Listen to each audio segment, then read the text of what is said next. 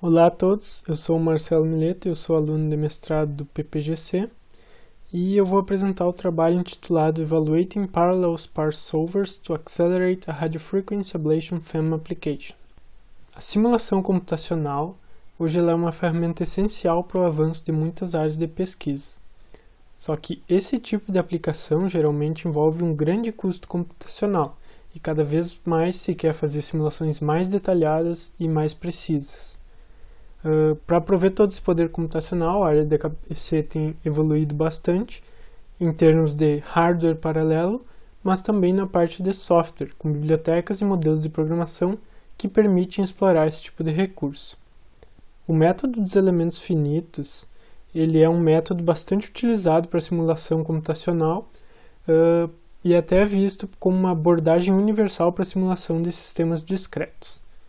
Nesse trabalho, então, a gente estuda a aplicação RAFEM, que utiliza o método dos elementos finitos para simular o procedimento de ablação por radiofrequência.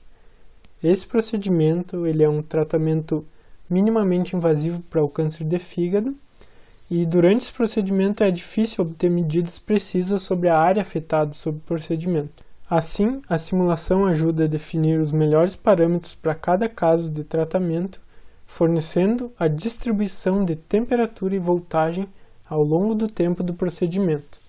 Isso ajuda a entender melhor o processo e aumenta as chances de sucesso. Mas então, qual que é o problema? O problema é que a simulação ela é feita de forma sequencial, o que pode levar 20 horas para um dos casos de teste. O principal custo aqui envolvido é montar e resolver um sistema de equações esparso inúmeras vezes. Então, o trabalho passado ele já realizou a paralelização dessas etapas usando GPU. Só que nesse trabalho, os objetivos principais são explorar outras bibliotecas que implementam solvers esparsos e analisar essas bibliotecas em relação ao desempenho e qualidade numérica da solução, isso considerando diferentes arquiteturas. Sobre essa etapa de montagem, a gente tem que representar esse sistema de equações esparso em um formato de representação de matrizes esparsas, como o COO ou o CSR, e isso para conseguir poder passar esse problema para os solvers. E aí tem diversos trabalhos de como fazer isso de uma forma sofisticada e eficiente em aplicações de FEM usando GPU, só que nesse trabalho o problema de montagem ele não foi abordado, porque ele tomava apenas cerca de 10% do tempo de execução, então a gente focou na parte de solução. Na parte de solução a gente usou 3 solvers diferentes. O GMRes da biblioteca Magma, que é um solver iterativo, e a fatoração QR sparse da biblioteca QSolver, que executa em GPU, e a abordagem baseada em tarefas do QRMumps usando somente CPU. Teve também um processo de ajuste de parâmetros desses solvers, onde eles foram configurados de forma a obter o melhor desempenho. Por exemplo, a escolha do parâmetro M do método iterativo e o algoritmo de reordenamento para os solvers diretos. Na parte de experimentos, a gente usou 3 máquinas diferentes, a Draco, a Hype e a Tupi, onde a maior diferença entre elas aqui é a quantidade de CPUs e a capacidade das GPUs. A gente usou 2 malhas de elementos finitos como cargas de trabalho, a malha A que é menor e a malha B que é maior, e notando também que elas geram problemas bastante esparsos. Para obter medidas do tempo de execução, a gente fez 30 execuções para a malha A e 10 para a malha B. Para a avaliação da qualidade numérica da solução, a gente propôs usar a métrica PSNR, que é a relação sinal-ruído de pico. Para cada passo de tempo simulado, ali nessa figura, no eixo X, essa métrica ela foi calculada comparando a solução original com alguma solução paralela. Essa métrica ela nos diz o quão distante a gente está da solução original, e quanto maior o valor de PSNR, mais próximos são os resultados. As linhas vermelhas pontilhadas elas são valores de controle, onde a solução original foi perturbada com um ruído de 1 elevado na menos 12 e na menos 5, e assim a gente tem uma noção do valor da métrica do PSNR. Nos experimentos a gente explorou diferentes configurações dos solvers, como a tolerância do solver iterativo entre 10 elevado na menos 10 e na menos 6, e também a flag de compilação fmed, que desabilita uma opção que faz com que a GPU faça cálculos mais precisos comparados com a CPU. A gente consegue observar nesse gráfico que a solução mais distante tanto de temperatura quanto de voltagem seria a da biblioteca Magma com uma tolerância menor na linha azul claro, abaixo das outras.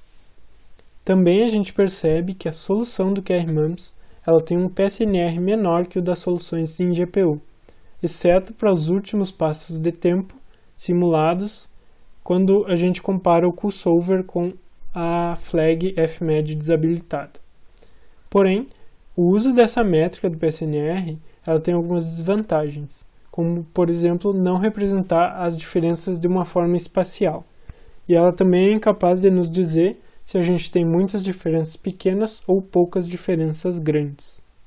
Assim, resolvemos representar essas diferenças espacialmente, fazendo uma interpolação dos valores para uma fatia bidimensional da malha de elementos finitos para o passo de simulação onde o menor valor de PSNR foi obtido.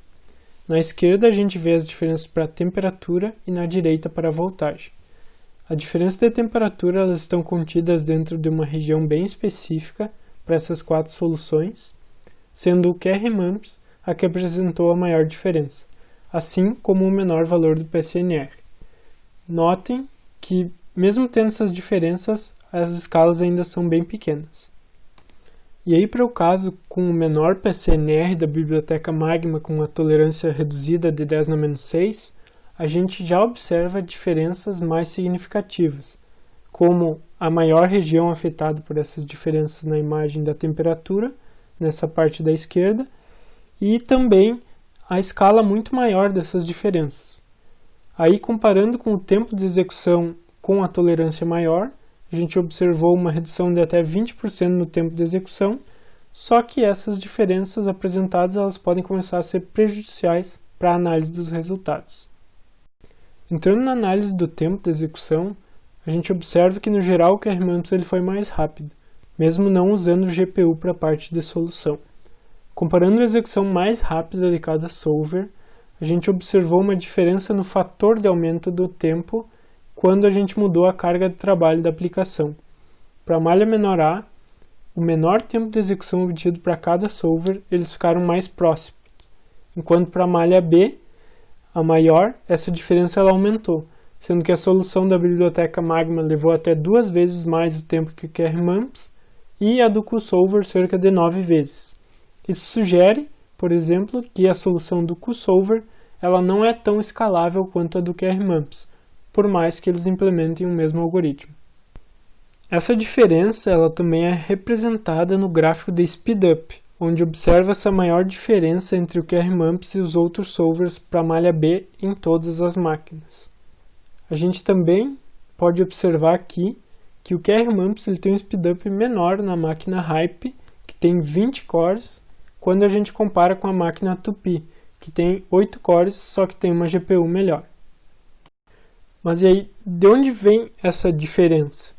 Então a gente rastreou essas regiões da aplicação com a ferramenta ScoreP para conseguir detalhar o tempo gasto por região da aplicação.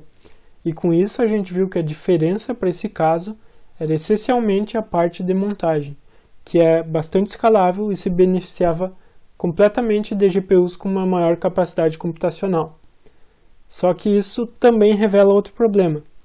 Ou a carga de trabalho não fornece paralelismo suficiente para tirar proveito de mais CPUs, como no caso do QRMUMPS, ou que alguns parâmetros que a gente usou para o QRMUMPS, eles ainda podem ser otimizados para explorar melhor os recursos computacionais. Como conclusão, a gente viu diferentes solvers nas diferentes máquinas, eles nos dão valores bem distintos para o tempo de execução e o speedup, então.